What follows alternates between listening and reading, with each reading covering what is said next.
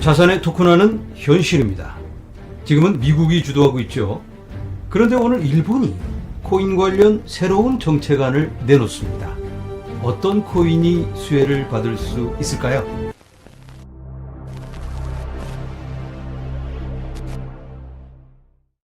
안녕하세요. LA의 비트쇼입니다. 자산의 토큰화는 현재 진행형입니다. 지금 숨가쁘게 진행이 되고 있는데요. 오늘 일본에서 매우 중요한 정책안이 승인되었습니다. 바로 AI 온체인 금융 구성안. 일본의 혁신 기술 채택 방향을 가늠해 볼 수 있는 의미 있는 내용이기 때문에 함께 나눠보도록 하겠습니다. 출발합니다. 자, 일본의 정책안을 살펴보기 전에 미국의 움직임을 다시 한번 확인해 보도록 하겠습니다.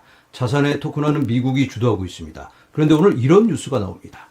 월가의 노력이 심화하는 가운데 SEC는 토큰화된 주식거래 프레임워크를 제안할 예정이라고 블룸버그가 보도했습니다. 자, 주식거래 프레임워크는 세분화된 RWA, 자산의 토큰화이기도 합니다. 요즘 코인 기반 프로젝트에서 여러 주식이 거래가 되고 있습니다. 벌써 거래가 시작되었습니다. 로빈후드, 코인베이스, 하이퍼리퀴드 이런 데서 미국 주식을 주 7일 하루 24시간 마음껏 거래를 할 수가 있습니다. 지금 현재 자, 화면에서 보시는 게 미국 주식의 온체인 발행량입니다.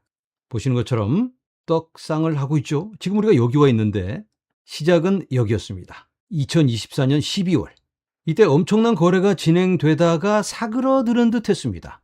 그런데 여기 2025년 말부터 급상승을 하기 시작합니다. 이제는 이렇게까지. 스테이블 콘이라든지 미국 국채 이런 것들은 예전에 많이 다뤘기 때문에 오늘은 주식에만 초점을 맞춰봅니다. 어떤 체인에서 이런 거래가 일어나고 있을까요? 정확한 데이터를 함께 살펴보면 먼저 플랫폼입니다. 온도가 가장 큰 점유율을 보여주고 있습니다. 그 다음은 엑스스탁. 엑스스탁은 솔라나 이더리움에서 거래가 되고 있죠. 그리고 시큐리타이즈 등등 이렇게 많은 플랫폼들이 있습니다. 자, 이제는 네트워크를 함께 살펴봅니다. 어떤 체인일까? 예상한 대로 이더리움이 가장 큽니다. 5억 달러 규모. 그리고 그 다음은 BNB 체인. BNB 체인에서 4억 달러 이상의 주식이 발행됐습니다. 그 다음은 솔라나 3억 5천만 달러. 그 다음은 알고랜드, 스텔라 루멘, 그리고 다른 체인들이 있습니다. 자, 예전 영상에 어느 분이 코인은 스캠이다, 실사용이 없다라고 말씀을 해주셨는데 이게 도대체 무슨 일일까요? 주식이 코인의 형태로 이렇게 거래가 되고 있습니다. 이건 현실이다. 자, 이제는 일본에서의 움직임을 함께 살펴봅니다. 일본 집권당, 인공지능 및 블록체인 기반 금융개혁안 승인. 일본에서 뭔가 큰 움직임이 일고 있는 듯 보이는데 일본 자민당은 차세대 인공지능 및 온체인 금융정책을 공식 승인하고 스테이블 코인을 국가 핵심 인프라로 지정했습니다. 자, 일본 집권당이 AI, 블록체인 기반 금융개혁을 해야 한다. 그걸 당론으로 진행하고 있습니다. 자, 이렇게 오늘 발표가 되었는데요. 어떤 느낌이 드시나요? 못 알아보시겠다고요? 그럴까봐 제가 한국어로 이렇게 번역을 해봤습니다. 자, 제가 여러분들이 쉽게 알아볼 수 있도록 정리를 해봤습니다. 일본, AI, 블록체인, 국가금융 시스템 추진. 자민당에서 차세대 AI, 온체인 금융 구상을 공식 승인했다. 2026년 5월 19일에 승인되었습니다. 일본의 대표 세 개의 메가뱅크가 공동 발행했는데요. 2027년 3월에 엔화 스테이블 코인 출시를 목표로 한다고 합니다. 자, 여러분, 우리가 이걸 가볍게 볼 사항이 아닌 것 같아요. 위기감을 느껴야 합니다. 일본 정부가 AI 에이전트와 블록체인 기반의 24시간 주 7일 자동금융 인프라를 국가성장 18번째 산업으로 격상, 토큰화 예금, N스테이블 코인을 기축으로 하는 5개년 로드맵이 6월 내각 경제재정운영 기본방침에 반영될 전망이라고 합니다. 진행 경과를 함께 확인해 보도록 하겠습니다. 2026년 3월에 자민당에서 차세대 AI 온체인 금융 비전을 발족합니다. 타이라 마사하키 의원이 주도를 했는데요. 2026년 5월 19일에 공식 승인이 되었습니다. 그리고 다음 달에 내각에서 반영될 예정입니다. 자, 이번 정책의 핵심을 6가지로 축약해 볼 수 있겠습니다. 첫 번째, AI 에이전트 자동금융. 제가 자주 다루는 내용이죠. 결제, 거래, 자산 관리를 사람 개입 없이 24시간 주 7일 자동 실행한다. 이건 현실입니다. N스테이블 코인, 토큰화 예금, 그리고 18번째 성장 산업으로 분류를 했습니다. AI와 블록체인을. 자, 이 부분 아시아 협력 프레임워크, 국경 간 결제, 표준 공조 추진, 이걸 자기네들이 주도하겠다. 한국이 주도를 해야 하는데 일본이 이렇게 나서고 있습니다. 양자 컴퓨팅 대비, 암호화폐에 위협이 될 만한 것들에 대해 대응하겠다. 이러한 내용입니다. 왜 지금 이런 것들을 추진하고 있을까요? 배경을 함께 살펴보면 글로벌 스테이블 코인 발행 규모가 달러 스테이블 코인이 주도하고 있습니다. 여기 초록 색깔이 달러 스테이블 코인인데요. 99%입니다. 나머지 1%가 유로, 엔화, 원화 등등 다른 통화다. 이걸 보고 있자니 통화 주권 위기감이 느껴지죠. 달러가 다 해먹고 있는 거니까. 그리고 이걸 떠나서도 안 하면 안 되는 상황이 펼쳐지고 있습니다. AI 에이전트 시대. 이거 어떻게 대응해야 되나요? 기존 시장 효율화. 이걸 안 하면 뒤처질 수밖에는 없습니다. 국가적인 차원에서. 그러니 당연히 위기감을 느껴야만 하겠죠. 자, 관련된 기업에 대해서 함께 살펴봅니다. 이번 정책에 명시된 참여 주체들입니다. 먼저 메가뱅크, 일본의 대표 은행들이죠. 인프라 기술, 여러 플랫폼들이 사용되는데 여기 이 프로그매트가 주도하게 됩니다. 토큰화 플랫폼인데요. 이게 핵심이다. 이 이름을 기억해 주시기 바랍니다. 잠시 후에 연결이 됩니다. 자, 그리고 글로벌 참여 기업들입니다. JP 모건, 블랙록, 블랙록이 SBI는 리플과 굉장히 밀접한 관계가 있죠. JPX, 스테이트 스트리트. 자, 아까 말씀드린 프로그매트에 대해서 한번 살펴보도록 하겠습니다. 이번 정책의 핵심 인프라입니다. 일본 증권형 토큰의 누적 발행 점유율이 63%입니다. 여러분들 드는 생각이 이 코인 살 수 있나? 프로그맷 코인, 이더리움, 폴리곤, 아발란체, 코스모스에서 동시 발행을 했는데 이건 개인들이 살 수 있는 코인이 아닙니다. 혹시 이런 비슷한 코인을 어디서 보시면 같은 코인이 아니다. 이건 우리가 살 수가 없습니다. 하지만 중요한 건 이런 코인이 어디와 연계가 되어 있는가. 그런 부분을 참고할 수 있겠죠. 이더리움, 폴리곤, 아발란체, 코스모스.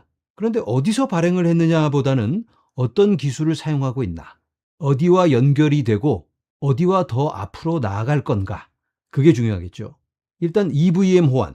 이더리움과는 어느 정도 연계가 된다. 이렇게 볼 수 있겠죠. 하지만 직접적인 연결보다는 호환하는 정도입니다. 자, 그런데 여기 아발란체 L1 마이그레이션. 아발란체 기반으로 이사를 간다. 아직까지는 코다 기반이었는데 아발란체로 이전을 하게 된다고 합니다. 2026년 6월에 마무리가 될 계획입니다. 자, 이제는 이번 정책에 영향을 받을 수 있는 코인에 대해서 함께 나눠보도록 하겠습니다. 매수 추천 아닙니다. 이번 정책에 한해서만 영향을 받는 겁니다. 먼저 아발란체. 직접 연계가 됩니다. 프로그맷의 메인 인프라로 채택이 되었고요. 지금 현재 이전 중입니다. 다음 아톰, 코스모스 아톰. 프로그매트의 상호 운용성을 코스모스 기술을 사용해서 구현해 나가고 있습니다. 다음 이더리움, 간접 노출. 이더리움의 생태계와 호환이 된다. 이번 정책 문서에 구체적인 명시는 없습니다. 자, 또 하나의 코인이 있습니다. 깊게 연결될 수 있는 또 하나의 코인, 바로 XRP, SBI와 리플의 라인업을 함께 살펴보면 리플의 RLUSD 스테이블 코인이 이번에 출시가 됐죠. 올 초에 출시가 되었습니다. 그걸 SBI 홀딩스가 지원하고 있는데 SBI 홀딩스는 프로그매트의 투자자입니다. 그러면 일본 금융시장을 공략할 때 은행, 증권 결제, 인프라 연결 이런 부분에 대해서 자연스럽게 리플을 끌어들일 수 있지 않을까. 리플에게는 다방면적인 기회가 주어질 수 있겠다라는 예상을 해볼 수 있습니다. 영상을 마무리하기 전에 화면에 보이는 가상자산 과세 폐지에 관한 청원, 여기에 대해서 잠깐 얘기를 나눠보도록 하겠습니다. 제가 아까 일본에 대해서 말씀을 드렸죠. 일본은 지금 미래를 내다보면서 발전적인 정책을 내놓고 있습니다. 그런데 한국은 엉뚱한 데다 초점을 맞추고 있는 게 아닌가, 이런 생각이 듭니다. 제가 늘 느끼는 거지만 코인 투자자들을 너무 함부로 대하는 게 아닌가. 왜 이렇게 함부로 대하는 걸까요? 도박하는 사람들이라 그런가요? 돈을 벌었으면 당연히 세금을 내야 합니다. 세금을 안 내겠다라는 게 아니죠. 여러분들 돈 많이 버셔서 세금을 많이 내주시기 바랍니다. 그런데 순리에 맞게 이걸 진행을 하면 모두가 고개를 끄덕이면서 뭐 세금 내기 싫지만 뭐 돈 벌었으니까 내야죠 하고 기쁜 마음으로 낼 겁니다. 돈을 벌었으면 당연히 내겠죠. 그런데 제가 이 내용을 보니까 주식하고도 형평성에 맞지 않고 또 여러 현실적인 문제들이 있습니다. 여러 경우의 수를 따져가면서 불이익을 당하는 사람이 없도록 장치를 마련하고 그 다음에 과세를 해야 될 텐데 당장 돈부터 뜯어내겠다. 삥 뜯어 가겠다. 이런 내용입니다. 이 과세가 시작될 쯤이면 아마 대부분 투자자들이 손실 중에 있을 겁니다. 그동안 너무 힘들고 다 털리고 거의 뭐 그지가 돼서 겨우 살아보려고 내년에 또 돈 넣어서 막 겨우 어떻게 만회해보려고 그러면 거기서 팍 뜯어가겠다 이런 얘기인데 얼마나 이거 힘 빠지나요? 삶의 의욕이 사라질 수도 있는 그런 상황이 되겠죠. 물론 예전에 손실 본 거 그걸로 어떻게 상쇄를 하면 좋을 텐데 손실 실현을 벌써 한 사람들은 해당이 안 되잖아요. 그리고 손실 실현을 안 한 사람들도 이거 취득가를 파악하기 어려운 경우가 참 많아요. 코인의 성격상 이런 게 어려운데 그런 거 생각하지도 않고 보나마나 그냥 돈부터 뜯어내겠다. 아마 이렇게 하고 있을 거라고 생각이 듭니다. 참 안타까운 상황인데 이 영상을 보시는 모든 분들 여기에 좀 참여를 해주셨으면 감사하겠습니다. 현재 92%예요. 5만 명이 돼야 되는데 여러분들이 함께 해주시면 보나마나 100% 넘길 것 같습니다. 그런데 거기서 그치는 게 아니고 쭉 10만 명까지 가면 좋겠다. 그 정도는 돼야 약발이 먹힌다 이런 얘기도 있더라고요. 아무쪼록 많은 분들의 참여 부탁드립니다. 링크는 영상 아래 남겨놓도록 하겠습니다. 자, 여러분, 이번 영상에서는 미국과 일본의 토큰화 관련 움직임을 함께 살펴보았습니다. 제가 특정 코인에 대해 관련 설명을 드리기는 했지만 그건 그 정책에만 국한된 내용이었다라고 다시 한번 말씀을 드립니다. 꼭 참고만 하시기를 바랍니다. 자, 그런데 정작 중요한 건 자산의 토큰화는 막을 수가 없다. 막을 수가 없는 흐름이다. 시대적 요구다. 이렇게 다시 한번 말씀을 드립니다. 그 시대적 요구, 그 흐름에 우리들의 코인이 동참을 하고 있나요? 모든 코인은 아니고 특정 코인들이 거기에 동참을 하면서 시대적 흐름에 발맞춰 가고 있습니다. 그런 부분들을 우리가 참고하면서 우리들의 투자 설계하면 좋지 않을까 이런 말씀을 드려봅니다. 이번 영상도 많은 도움이 되었기를 바랍니다. 여러분 감사합니다.